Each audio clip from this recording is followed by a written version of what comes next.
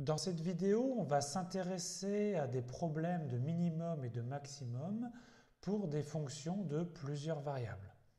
Alors, tout d'abord, la définition. Donc, on va encore une fois étudier uniquement les fonctions de deux variables, mais ça se généralise à plus de variables.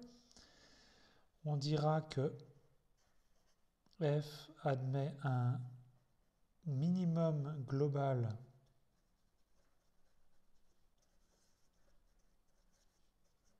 en une valeur x0, y0, si pour toutes les autres valeurs xy possibles, f de xy est plus grand que f de x0, y0. Donc ça veut dire que f de x0, y0 est la plus petite valeur possible. Donc ça, c'est la notion de minimum, mais global, donc sur tout le domaine de définition.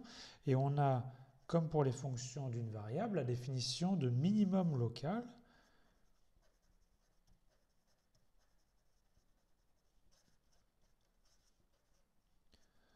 en x0, y0.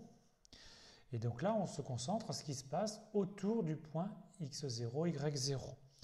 Donc c'est s'il existe un intervalle i qui contient x0 et un autre intervalle j qui contient y0 est tel que, ce coup-là pour tout xy avec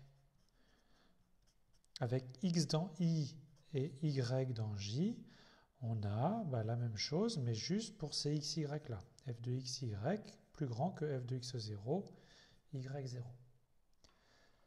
Alors faisons un petit dessin pour comprendre cette notion de minimum local. On a l'axe des x ici, l'axe des y ici, l'origine est ici, et on a, imaginons un point ici, x0, y0. Donc pour minimum local, en fait, on va définir, donc là ici, x0, un intervalle i ici autour de x0. Et ici, on a y0 et on définit un intervalle j. Et donc, pour notre minimum local, on se concentre sur le rectangle i croix j, qui est donc défini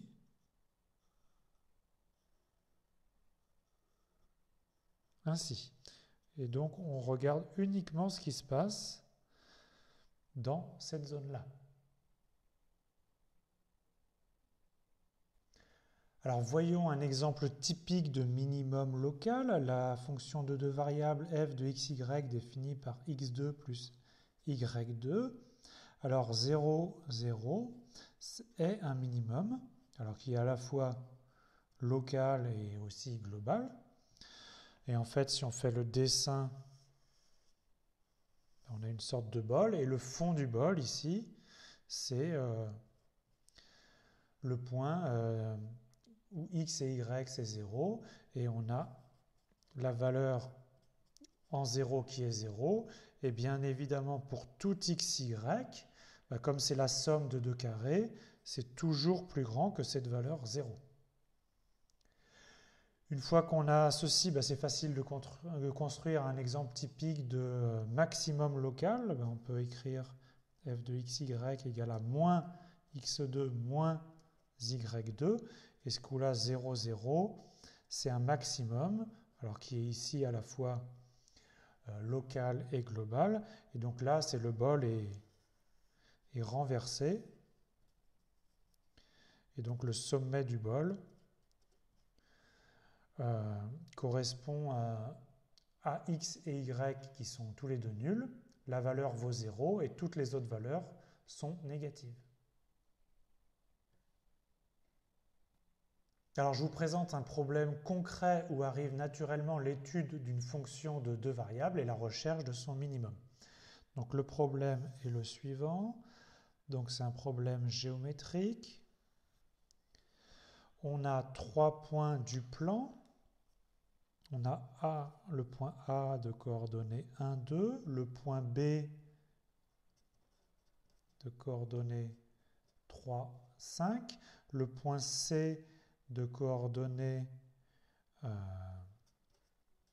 6, 1, et on a un point inconnu qu'on cherche, qui est un point M, donc on va appeler les coordonnées X et Y, il faudra trouver X et Y, et on cherche à minimiser l'écart entre A et M, mais aussi en même temps entre B et M et entre C et M. D'accord? Et donc, quel est le meilleur point du plan qui convient pour minimiser la distance jusqu'à A, jusqu'à B et jusqu'à C, et les trois distances en même temps? Alors en fait, on ne va pas tout à fait calculer les distances, on va calculer les distances au carré, c'est pour éviter de manipuler des racines carrées. Donc notre fonction de deux variables, qui est notre fonction d'erreur, c'est la distance de A à M, mais on a dit qu'on mettait au carré parce que c'est beaucoup plus simple à gérer, plus BM au carré, plus CM au carré.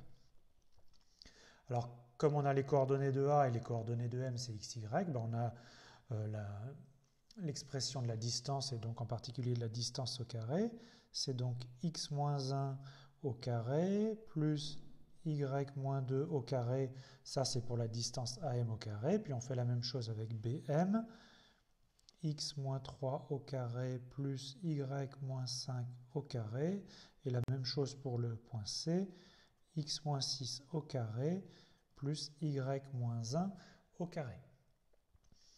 Donc ça c'est notre expression qui mesure l'écart du point M aux trois autres points. Ça dépend évidemment des coordonnées x et y du point, donc c'est bien une fonction de deux variables. On va développer cette expression et j'ai fait le calcul pour vous. On trouve 3x2 plus 3y2 moins 20x moins 16y plus 76. Voilà, donc c'est une fonction de deux variables. Alors on peut tracer son graphe.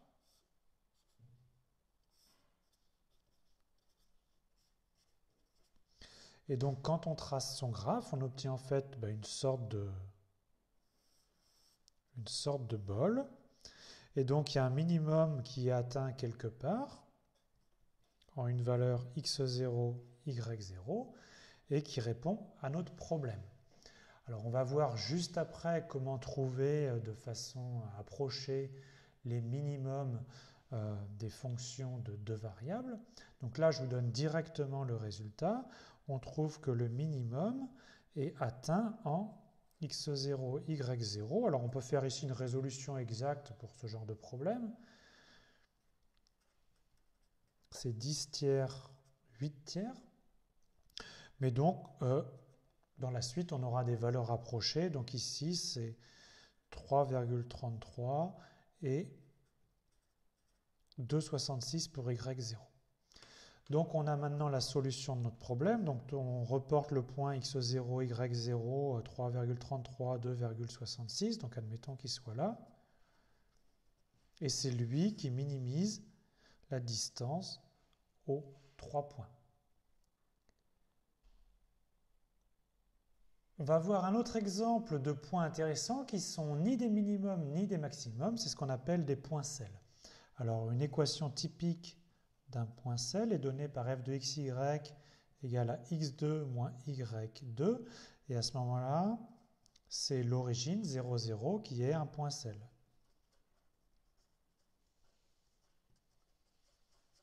Alors je vous explique tout de suite l'origine du nom point sel. Si on trace le graphe de cette fonction, voici l'allure du graphe.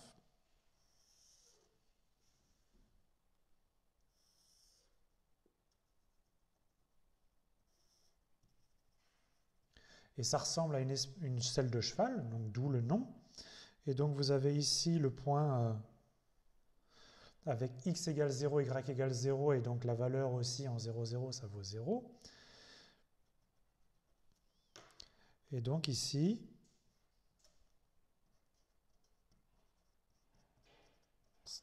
c'est ce point qu'on appelle le point sel. C'est ni un minimum ni un maximum. Pourquoi c'est pas un minimum? Regardez, autour de ce point, il y a des valeurs plus petites. Si on se balade le long de cette parabole renversée, les valeurs sont plus petites que la valeur en ce point, donc ce n'est pas un minimum, et ce n'est pas non plus un maximum, parce que si on se balade le long de cette ligne, là, qu'est-ce qu'on a une parabole, la tête à l'endroit, eh bien, on a des valeurs plus grandes, donc ça ne peut pas être un maximum. Donc c'est ni un minimum, ni un maximum, c'est un autre type de point. Alors ça s'appelle aussi un col. Pourquoi ça s'appelle un col? Parce que si vous êtes ici en France et que vous voulez aller de l'autre côté, en Espagne, vous savez qu'il faut traverser les Pyrénées. Alors comment est-ce qu'on traverse les Pyrénées? Eh bien, il faut penser qu'on passe par les montagnes, mais on ne cherche pas à aller en passant par le sommet des montagnes. On cherche la facilité et donc on passe par un col. C'est un point le plus bas parmi les points les plus hauts. D'où cet autre nom de point col.